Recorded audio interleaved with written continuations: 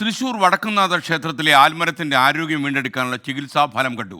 കാലപ്പഴക്കം കൊണ്ട് മുറിച്ചു മാറ്റാൻ തീരുമാനിച്ച ആൽമരം വീണ്ടും തളർച്ചൂടി. നല്ല ആശ്വാസകരമായ വാർത്ത. ഇലയും ശിഖരങ്ങളും കൊഴിഞ്ഞ് എപ്പോൾ വേണമെങ്കിലും ഒടിഞ്ഞു വീഴാവുന്ന നിലയിലായിരുന്നു പതിറ്റാണ്ടുകളുടെ പഴക്കമുള്ള ആൽമുത്തശ്ശി. ഇതോടെ ക്ഷേത്രമധികൃതർ ആൽ മുറിച്ചു മാറ്റാൻ തീരുമാനിച്ചു.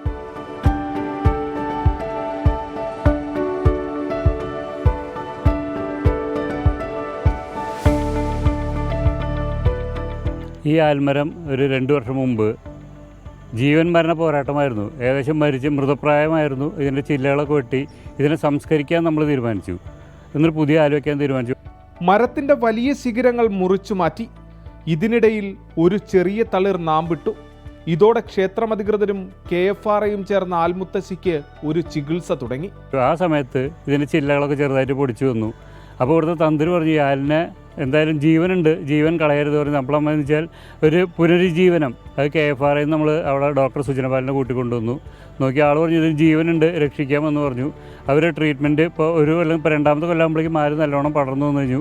അടുത്ത തൃശ്ശൂർ പൂരം ആകുമ്പോഴേക്കും ഏകദേശം ഒരു 10 വയസ്സായ കുട്ടിയുടെ പോലെ ഈ ആല് വളർന്നു വരും. കൃത്യമായ ഇടവേളകളിലുള്ള ചികിത്സ. കർക്കിടകപ്പെയ്ത്ത് കഴിഞ്ഞതോടെ തളിർനാമ്പുകളുടെ ശോഭയിൽ യൗവനം വീണ്ടെടുക്കുകയാണ് ആൽമരം.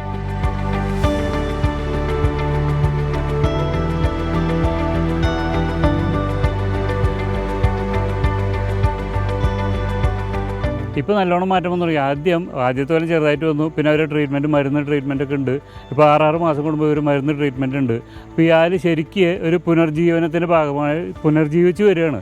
ശരിക്കും ഇപ്പോൾ ഞാൻ പറഞ്ഞ ഒരു 10 വയസ്സായ കുട്ടിയുടെ ജീവൻ പോലെയാണ് ഇപ്പോൾ ഈ ആലിന് നിൽക്കുന്നത്. അത് കൂടി പഴയ പ്രതാപത്തിലേക്ക് ആല് തിരിച്ചെത്തും. ശിഖരങ്ങൾ നഷ്ടപ്പെട്ട ആൽമര മുത്തശ്ശിയെ നോക്കി സങ്കടപ്പെട്ടവർ അതേ മരത്തിന് ചുവട്ടിൽ ഇന്ന് തിരക്ക് കൂട്ടുകയാണ്.